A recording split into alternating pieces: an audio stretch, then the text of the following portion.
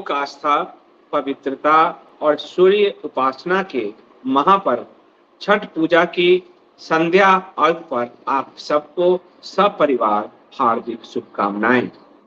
भगवान भास्कर आप सभी के जीवन में अक्षय ऊर्जा का संचार करें, क्योंकि ऊर्जा के स्रोत वही है।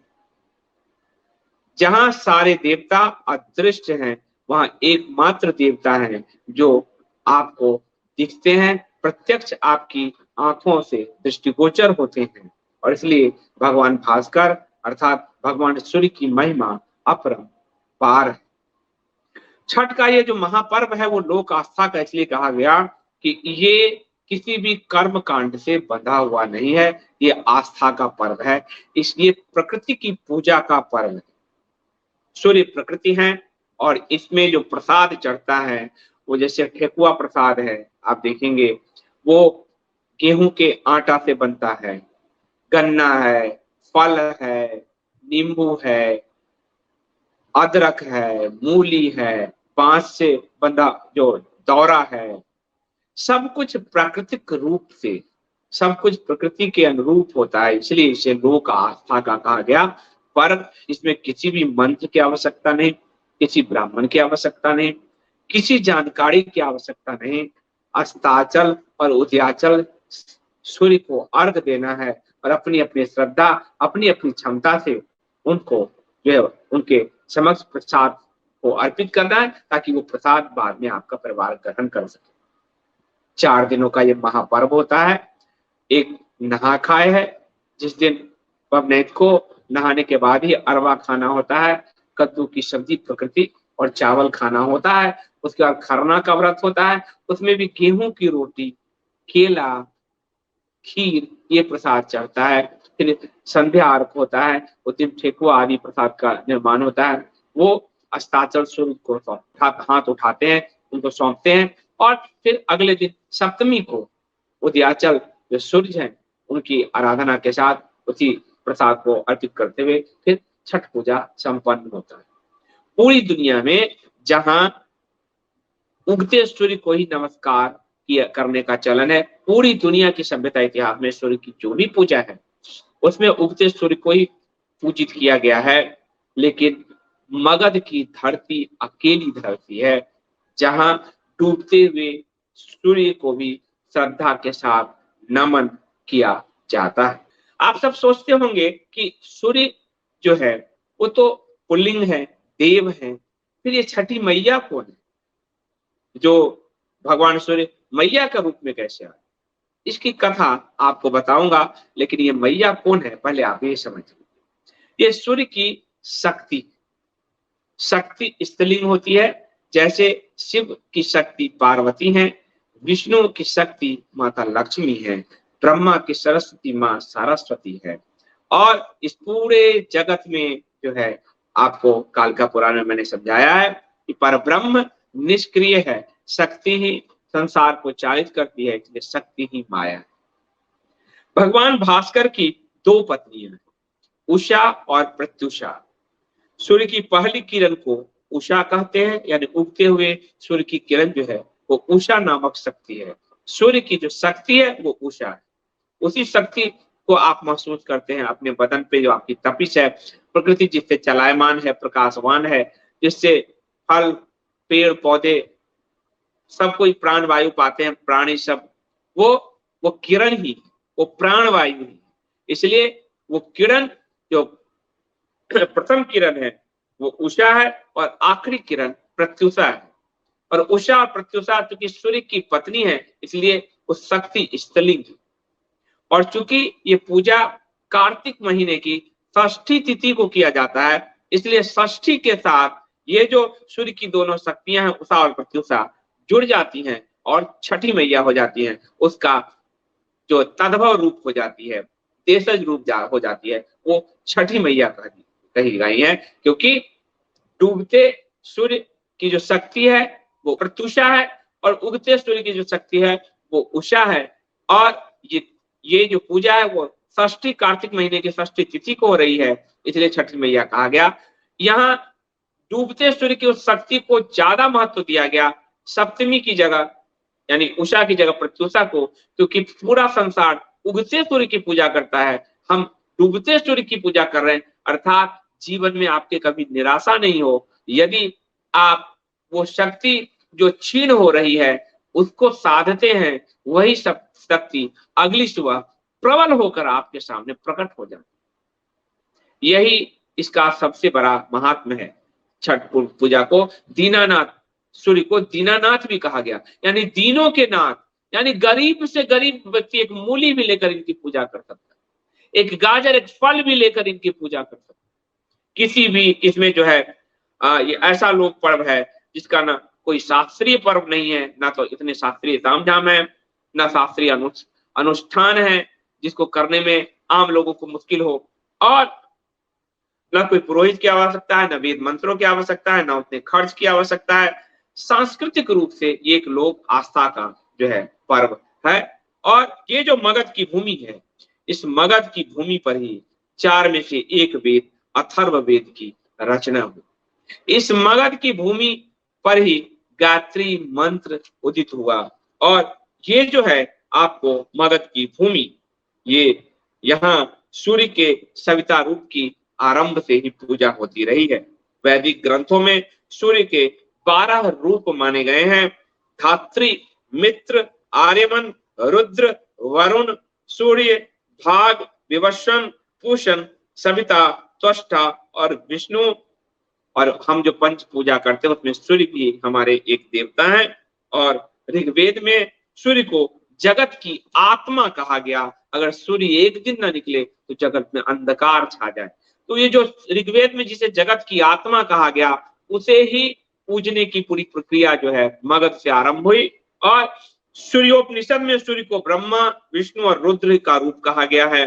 ऋग्वैदिक काल में यह माना जाता है कि सूर्य बीमारियों को दूर भगाते हैं। छठ पूजा के जो जितने व्रत आप व्रती देखते हो, जो व्रत करते हो, उसमें अधिकांशता जो मनौती मांगते हैं कि भगवान हमें बीमारियों से दूर रखना, कुछ अलग अलग बीमारियों के लिए, और वो उनकी मनौती पूरी होती है जिसके लिए वो छठ पर्व करते हैं।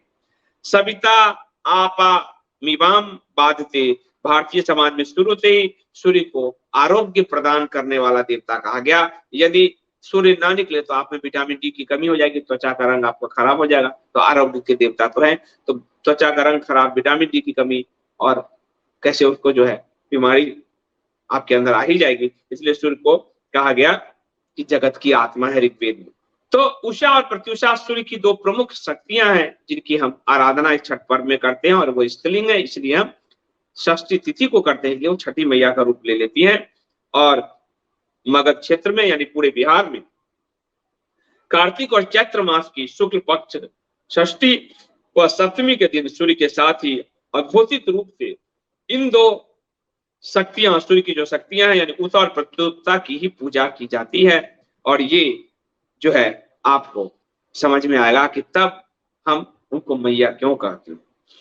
कार्तिक एवं चैत्र मास की शुक्ल पक्ष षष्ठी को मगध में सूर्य षष्ठी का व्रत रखते हैं, इसलिए सूर्य षष्ठी और सूर्य षष्ठी के अवसर पर मनाए जाने वाले लोक पर्व को छठ पर्व, षष्ठी छठ हो गया, यानी तत्सम तद्भव रूप में आ गया। और ये सूर्य देव की उपासना से अधिक उन 2 शक्तियों की उपासना है जो जगत को शक्तिवान बनाती है। आपको चैती छठ भी मनाते हैं बिहार में। अगर बिहार के इतिहास को अगर आप देखेंगे तो आपको जगह जगह यहाँ सूर्य मंदिर मिलेंगे। उस समय से मगध की धरती पर सूर्य की उपासना का आरंभ भी होता है और पूरी दुनिया में फिर सूर्य की उपासना आरंभ हुई। और लेकिन यहाँ डूबते सूर्य की भी उपासना होती है जो केवल यही होती है। और यहाँ से जो सारे लोग छठ को वैश्विक बनाया, जिन लोगों ने जगह जगह, कोई अमेरिका, कोई कैलिफोर्निया, कोई दिल्ली, कोई मुंबई, तो डूबते सूर्य की पूजा अब वैश्विक हो चुकी है। अग्नि और गरुड़ पुराणों में सूर्य की उपासना का पूरा उल्लेख मिलता है। और पाणव के मयूर भट्ट के सूर्य शतक में 6ठी सदी में सूर्य उपासना का प्रचलन आप बिहार में देख सकते हैं। देवार्क, बड़गांव, पंडारक यानी पुनारक और गया, दक्षिणार्क, उलार और ओंगारी में प्राचीन सूर्य मंदिर के होने के पुरातात्विक प्रमाण उपलब्ध हैं। यानी बिहार मूल रूप से सूर्य की उपासना करता रहा है। उसके बाद गया से करीब 70 किलोमीटर दूर औरंगाबाद में देव नामक स्थान में सबसे प्रसिद्ध सूर्य देव का मंदिर है। और ये मंदिर पश्चिमाभिमुख है। पूरी दुनिया में जहां भी आप जाएंगे, सूर्य के जो मंदिर है या भारत में कहीं भी, वो पूर्वाभिमुख है। यानी सूर्य मंदिर का जो द्वार है पूर्व की ओर है। ये अकेला सूर्य मंदिर है जिसका द्वार पश्चिम की ओर है। और कहते हैं, पौराणिक मान्यता है, इसे देव शिल्पी विश्वकर्मा ने इसका निर्माण किया था। इसकी कथा जो अनुश्रुतियों में लोक परंपरा में आती है वो ये है कि जब देवता और असुरों का संग्राम चल रहा था और देव जब पराजित हो रहे थे, तब देव माता अदिति ने, जो अदिति सूर्य की भी माँ है, आपको कश्यप ऋषि की पत्नी अदिति, उन्हीं के देवता उन्हीं से उत्पन्न हुए, तो जो सूर्य की भी माँ है, अदिति ने तब तेजस्वी पुत्र की प्राप्ति के लिए जो है छठ मैया की पूजा की और तभी से इस धाम का नाम देव हो गया। इस मंदिर को 8वीं सदी में चेरों के राजाओं ने बनाया था। इस मंदिर के बारे में एक दंत कथा वहां चलती है कि इसका जो गेट है वो पश्चिमाभिमुख कैसे हो गया, यानी पूर्व की जगह पश्चिम कैसे हो गया। ये मध्यकाल का एक इतिहास यहाँ है, दंत कथाओं के रूप में ये प्रचलित है कि मध्यकाल में काला पहाड़ द्वितीय जो था, जिसकी 1583 में मृत्यु हुई, काला पहाड़ एक ब्राह्मण था। वो ब्राह्मण धर्मांतरित होकर मुसलमान बन गया था। उसकी कथा आती है कि वो सुल्तान की बेटी से प्रेम करता था, पर ब्राह्मणों ने कहा कि तुम मलेच्छ हो जाओगे अगर तुमने मुस्लिम सुल्तान की बेटी से विवाह किया। उसने न सिर्फ मुस्लिम सुल्तान की बेटी से विवाह किया, वरन उसके राज्य का उत्तराधिकारी भी बना। और फिर वो ब्राह्मणों का सबसे बड़ा शत्रु हो गया कि इसी ने मेरे प्रेम विवाह को सफल नहीं होने दिया, इन्हीं के कारण मुझे धर्मांतरित होना पड़ा। और वह बेहद कट्टर मुस्लिम हो गया।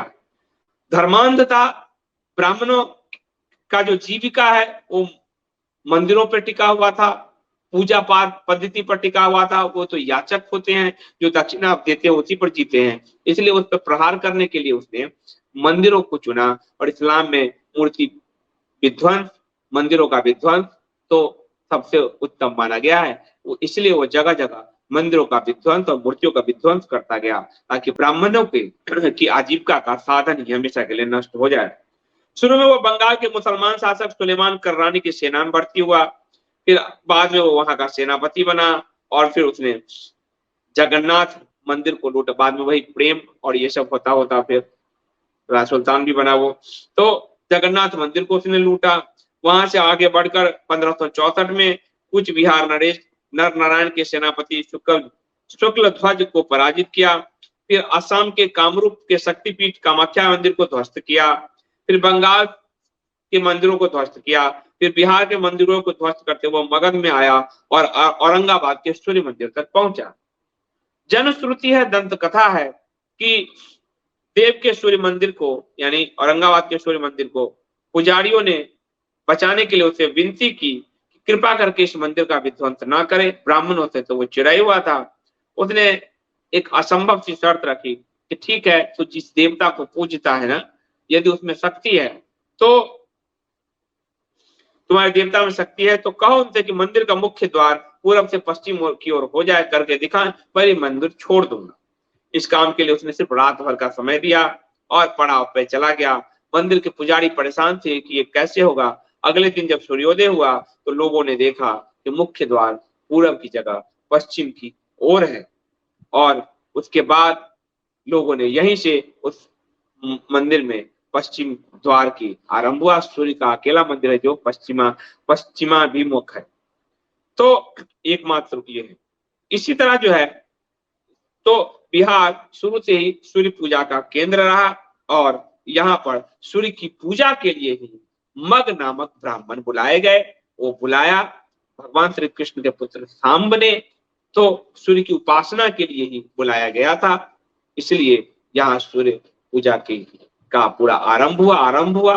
भारत में प्रथम जो है आप देखेंगे सूर्य पूजा का आरंभ, जिसके मंदिर सारा साक्ष्य है। और ये जो षष्ठी व्रत है, चूंकि कार्तिक मास की शुक्ल पक्ष की षष्ठी तिथि को होता है, तो ये षष्ठी छठी बन गया। और ये माता के रूप में हमारे भगवान भास्कर की दो शक्तियां, यानी दो पत्नियां जिनको कही गई, उषा और प्रत्युषा, उसकी पूजा है। इसलिए हम इन्हें छठी मैया कहते हैं।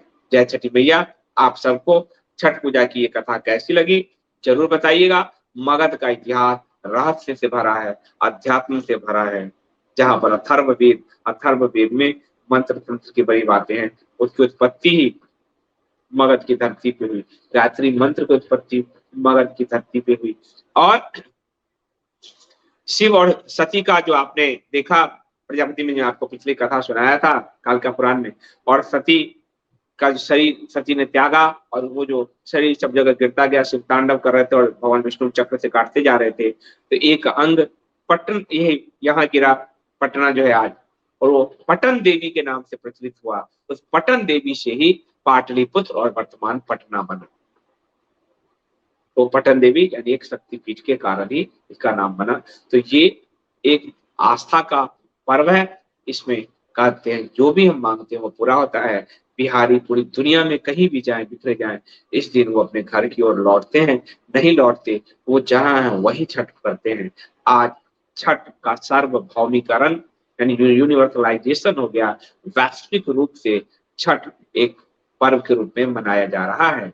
छठ अकेला ऐसा पर्व है जो प्रत्यक्ष देवता की आराधना है। सूर्य वो प्रत्यक्ष देवता है और उस देवता की शक्ति यानी उनकी जो उनकी जो पत्नी जो शक्ति के रूप में है, जिससे भगवान भास्कर का तेज प्रस्फुटित होता है, उस शक्ति की आराधना जो है वही हम छठ पूजा में करते हैं।